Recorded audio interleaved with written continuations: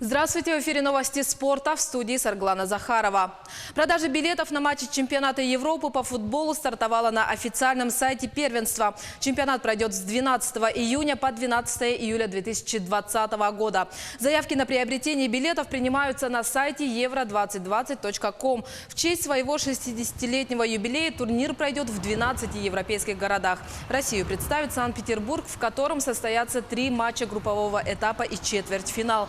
Также матчи чемпионата Европы 2020 года пройдут в Амстердаме, Баку, Бильбао, Будапеште, Бухаресте, Глазго, Дублине, Копенгагене, Лондоне, Мюнхене и Риме.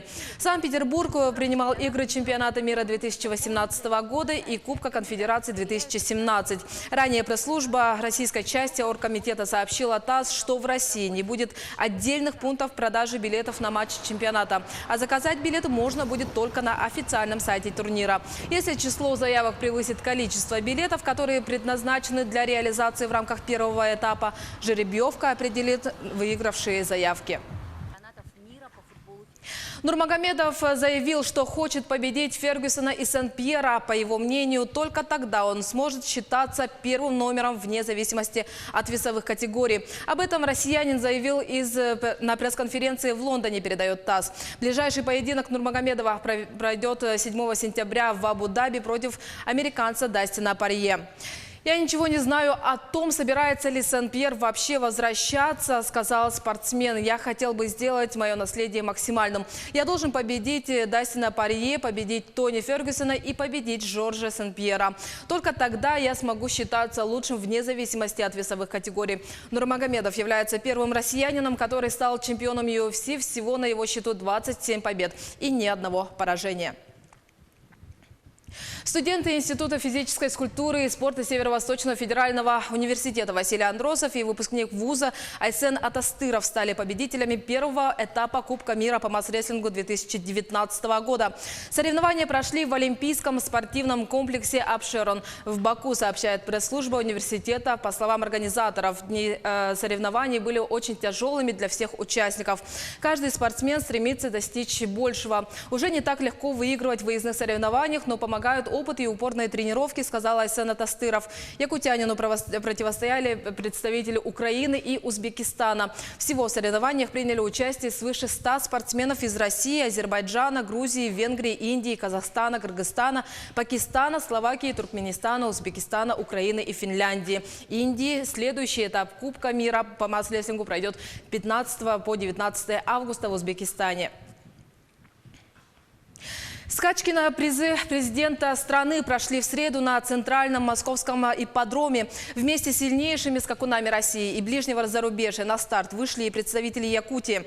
Единственный скакун из нашей республики, скакун из Мегино-Кангаласского района, брокер Барс, владелец Петр Никифоров. Команда заняла 8-е место. Отмечу, что турнир проводится с 2004 года. С 2012 года скачки постоянно проводятся в Москве. В каждой скачке могут участвовать не более 12 лошадей. Дистанция основной в 2004 по 2008 годах составляла 2000 метров, а с 2009 года 2400 метров. К соревнованиям допускают лошадей в возрасте от 4 лет чистокровной верховой породы, принадлежащих владельцам из России, стран СНГ, а также Абхазии и Южной Осетии. В 2019 году призовой фонд увеличен до 11,5 миллионов рублей. Половину суммы, как правило, получает победитель. Остальные деньги распределяют между другими участниками соревнования. А в Якутии готовятся к скачкам на призы главы региона. И не обошлось без сюрпризов на Кубке Малтана. И на рейтинговых скачках, приуроченных ко Дню России, на ипподроме ЕГСХ победитель прошлогодних скачек на приз главы республики Форлан из Амгинского района на дистанции 2400 метров занял последнее место и тем самым удивил всех зрителей. Таким образом, обладателем Кубка Малтана стал скакун из Чурапчинского района и выиграл главный приз этих соревнований – 500 тысяч рублей. Но тем не менее Форлан в списке претендентов на приз главы республики, который состоится 30 июня в местности Юсхатен. Всего на этой дистанции состоялось 3 забега. Самое главное – это Кубок Молданова посвящен памяти 85-летия нашего известного человека, заслуженного работника народного хозяйства Республики Саха-Якутия.